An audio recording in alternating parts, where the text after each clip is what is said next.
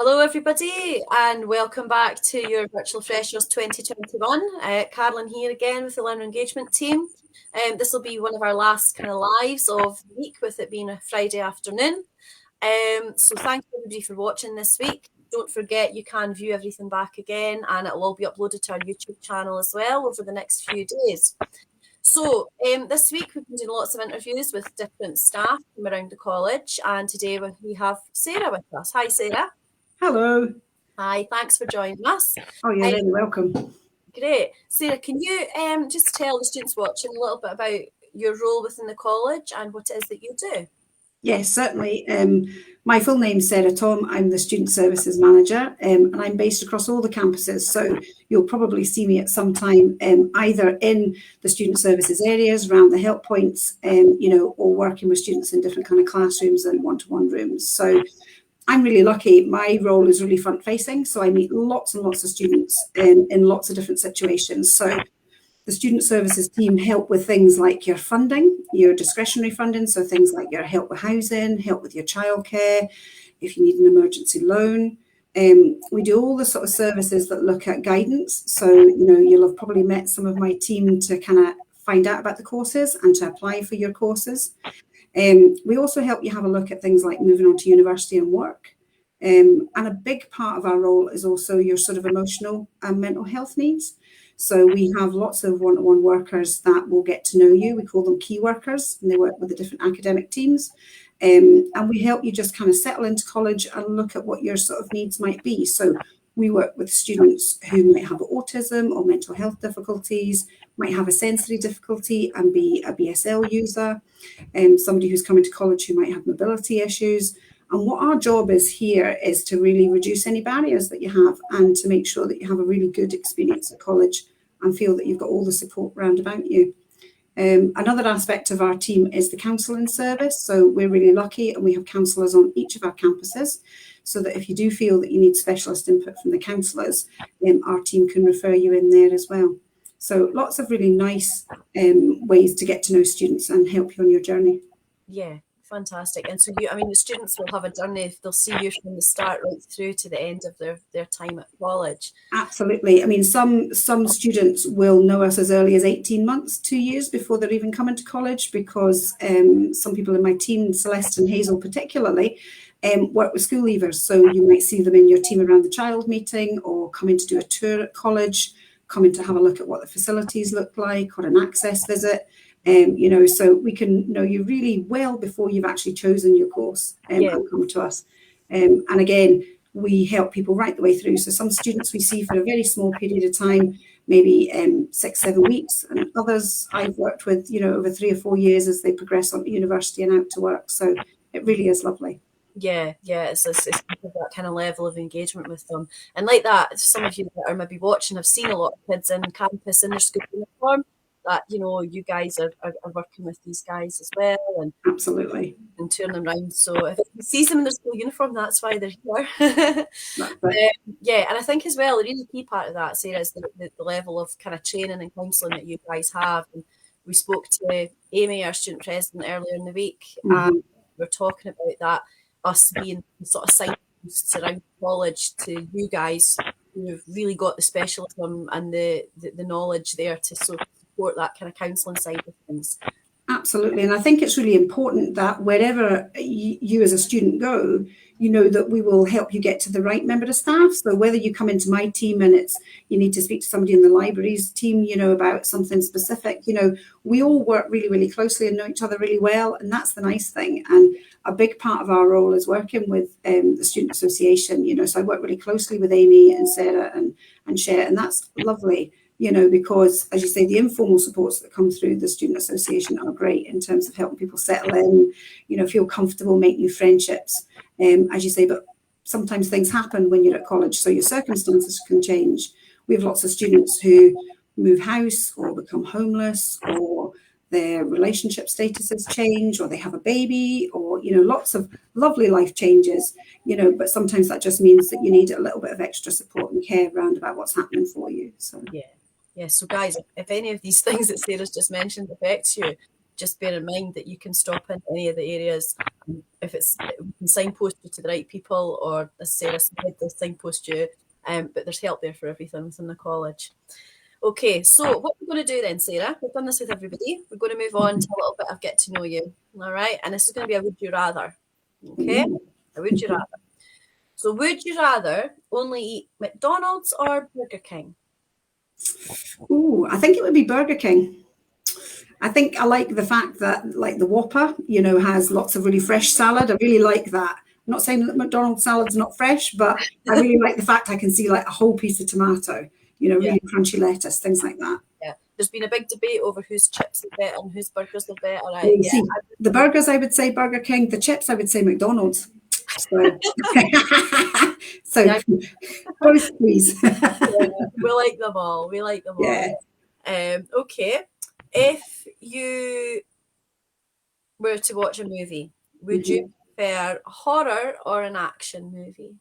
Oh, action. I love action movies. Horror, not so keen. I'm one of those people that's a bit like, what's happening? Is it over? Please tell me it's done. So I'm really not, kind of the person you'd pick to go and see a horror movie with, but I like action. I'm a mum to two sort of children, and so we like The Rock. A lot of his movies kind of that's kind of family fun, but there's usually something happening, some kind of chase, or up a mountain, or finding treasure, or something like that. Yeah. It's funny. I think everybody's steered away from the horror. And I think the only person that was in for the horror, I think, was Steve Taylor, and he was going back to, like, the old Hammer horror films. No, that's good. But like The Rock, he's good. Yes. Okay, right. Would you rather eat the hottest chili in the world or eat bugs in Thailand? Eat bugs, did you say? Eat bugs. Yeah. The hottest chili in the world. I think if I could have the tiniest amount of the hot chili and then a big glass of milk ready, I'm not so sure I would, manage bugs. I really don't think. I'm quite particular about what I eat. I eat chicken for my meat, so that kind of shows you I'm not really very varied with what I like. So I don't think I would be saying, oh, I could have that bug. So. Yeah. Oh, well, Simon's interview earlier on was very revealing at some of the things he's eaten, if you watch that part. So he's far braver than me. Yeah. Oh, I can't possibly repeat it. Things were going to get out of hand if that conversation carried on. Yeah. Okay. If you had a superpower, what would it be? Ooh. I've always wanted to fly. I like flying in itself, not that I've been anywhere for a long time now, but I've always loved that experience when you're up in the clouds and you're above everything. It's always really peaceful and white. And I just like the idea that, again, it's quick. You could kind of get yourself where you wanted to be really quickly. You'd never sit in a traffic jam. You'd be like, right, I'm in Arbroath, I'm up in Kirriemuir, I'm away over to Perth. I quite like that idea that it's quick and peaceful. Yeah. Oh, that sounds good. And also not having to go around the windy roads. Literally, I'm going that way. Yes, exactly. I would be as the bird flies, wouldn't it? Be like, right. Definitely. Yeah. Okay. Taking on another one. Do you think you prefer face-to-face or online? In terms of learning or contact with students? Yeah. Well, through the pandemic, we've done a blend, so we've been really lucky. We've been one of the teams that have worked pretty much throughout with students. And I would say they both have a place. So I have students who I see every week face to face, and that's really important to them and to me. And others have found the flexibility of being sort of remote and on Teams really like family friendly. And, you don't need to be anywhere. You can be sitting in your sort of dressing gown, with your cup of tea on your sofa, having your support session. So I think there's the benefit of both. In terms of, for me, I like the fact that we're back on campus and we have students around us and we've got that sort of blend. To me, I wouldn't be somebody that would choose to kind of work fully remotely from home 5 days a week. No. I can do a little bit of that, but I'm quite a people person, so I like to have that mix. Yeah, I think we all are. I mean, I think the flexibility has come through loud and clear over the last week in terms of people's preference, and having that ability, like you say, to be in the comfort of your own home, to have sessions online, but also just get that mix and be able to get in and talk to people. I think Yeah. The pandemic's, it's forced us in a direction that I think is going to work moving forward. I think it's it's had its benefits in terms of what we can do with technology. Because, I mean, we sometimes found that, if students felt that they were unwell, they wouldn't be able to come in, so they weren't coming into classes, and therefore they might not be able to come to their support session. But what we found is that if it's remote, people will still come even though they feel that maybe their mental health has had a dip. And it's actually more important than ever that you speak to somebody actually if you're having a really low day or a sad day, as opposed to saying I can't come into college because I can't get out the door. So we found that real benefit is that people will still say, yeah, that's okay, we can still meet. And that's been lovely, I have to say. Yeah, it's such a benefit, especially if you've got students who are really anxious about back into a face-to-face setting or big crowds of people. It's a lovely way to ease them in and get that familiarity, isn't it? And it's also had its benefits in terms of meeting somebody without actually having to be face-to-face for the first time. So you can see somebody, you can see what they look like. So when you do come to meet them on campus, you're like, I know who I'm looking for. I know the sound of their voice, all those kind of things, which can sometimes be the bits that make you nervous about meeting new people. Yeah, definitely. So speaking about online, have you had any online mishaps or stories that you could share? Just trying to think. I mean, for me, I suppose it's just been about getting used to that. It's not really a mishap, but I think it was getting used to always seeing my face. Because when I was usually doing face-to-face work, you don't really even think about that. Whereas now you do have a look and you think, oh, have I gone a bit grey there? Or is that actually how I look? Or, I was chatting to somebody today and they said, I realised that with a mask, my mask was squint because my ears aren't the same size. And so I think we found out things like that can be quite funny. Or again, the mute, you're on mute. No, I'm not. I'm on mute. I'm not on mute. So some of those kind of, you try not to say that in a meeting, but actually probably at some point somebody will say that. So, yeah. It's not a team meeting unless somebody shouts, you're on mute. Exactly. Yeah, okay, brilliant. So Sarah, can you describe for the student, I mean, we went into it at the start a little bit more, but in any more detail, sort of some of the services, as I say, and the benefit that your team can provide to your students in any more detail? I know we covered a little bit of it at the start. Certainly, I mean, hopefully over the induction period you will have met members of my team, because we've been kind of coming in and out of induction periods all within the kind of first sort of 2, 3, 4 weeks that you're here.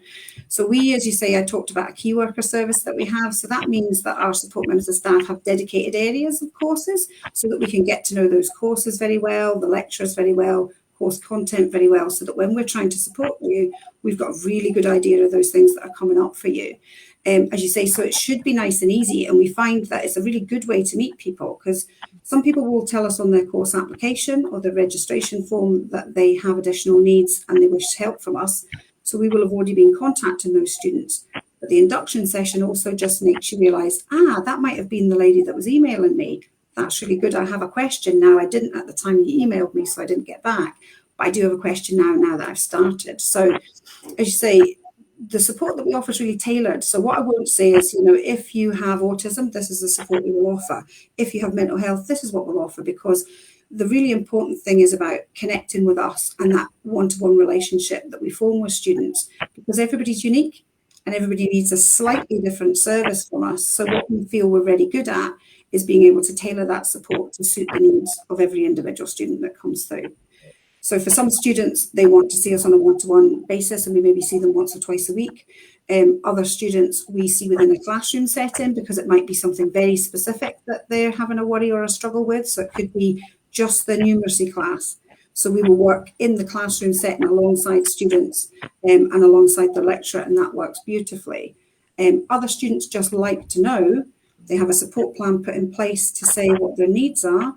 And they have somebody if things change for them. And that's the really important thing, is that if things change for you, who do you come back into? Because often if you're in a crisis or things are not good, it's not nice to meet somebody for the first time. So at least thinking, well, I met Sara at the beginning, she's got a real idea of who I am, and now's the time I need them. So we've got the ability to kind of contact us at the time that you need it. Yeah. In terms of the guidance sessions and the guidance support that we do, we run a drop-in every day on campus, kind of between 11 and 1. There's a book-in form for that, and you're able to kind of say whether you want to come in face-to-face on campus, whether you want to have a Teams telephone call or video call, and we're able to answer some of those quick queries. And what we found is that lots of students have picked to do that remotely because, you know, if you're based over in Fife, you don't want to have to come all the way over to kind of Gardyne to be able to speak about a document or speak about SAS. You can get that question answered for you, and there's lots of things that we can do remotely to kind of get applications completed with you. So the feedback from students is that has been really, really helpful for them to kind of get quick queries sorted. And then when they're speaking to the guidance worker, that if they then need a longer appointment on campus, then we can make that for them there, and it's nice and quick and easy. Great. So you covered that in terms of students need to get a hold of you. You have that form, and the students will be able to find that online. That's right. Yeah. Yeah. Am I right in thinking as well that they can go through the help desks as well to make appointments? Absolutely. Yeah. If you're on campus and you're not sure, you've not met a key worker, you've not necessarily told us, you can just present at the help desk and say, you know, I'd like to fill in a referral form, or I'd like to be referred into student services for some support. Sometimes we can do that immediately and see you. You know, if you're very distressed and upset, we have staff on campus every day. If it's something that's much more planned and you're like, I'd like an appointment because actually I'm heading away from a lunch now, then we can get that arranged for you as well. We've got a couple of sort of big email boxes, shared email boxes that students can email into directly as well. So we've got the support at dundee-and-angus.ac.uk, which is about anything to do with your sort of additional needs, mental health support, counselling support, you know, needing help with your sort of contacting a social worker or an external agency, anything like that. And the guidance, which is guidance at dundee-and-angus.ac.uk, anything to do with your funding forms, you know, needing a sort of drop-in appointment, you know, anything to do with kind of UCAS, employability, those kind of things. And if you get it into the wrong mailbox, do not worry, because we will make sure that it gets to the right people. And I'll pop those email addresses in the comments as well. Thank you. On this thread, yep, for anybody that wants to catch up. And as I say, Guy, you can get information as well through the college website, through the student app, and your induction portal. It's all there for you. Yeah. Okay. So Sarah, finally, I'm just going to ask you if you can cast your mind back just a couple of years to when you were a student, and if you were speaking to your younger self and you were starting a course now, given everything that's going on and all new technology, what advice do you think you would give yourself in order to keep yourself confident, motivated, engaged? I think self-care is really important. I think often when you're a student, you are busy, and we see that often. So you're running a family, you're working part-time, you're coming to college, and often we see that people put themselves at the very back of the queue for self-care, and they forget about themselves because they're taking care of everything else, putting their assessments in. And so what I would always say is just make sure you know how to kind of get that balance right, so that you've kind of got other priorities in your work, but you've also got, I need my downtime, I need to be able to see friends, stay connected, do nice things just for myself. And everybody's different in terms of what they do, but I think that's really important, because if you can get that balance right, you'll often find that you really enjoy your studies better, you know, and you can have fun, because the whole part coming to college is the fun aspect, is that social aspect, having time to meet new people, join new societies and clubs. You know, so yeah, having fun in your studies, I think, is really important.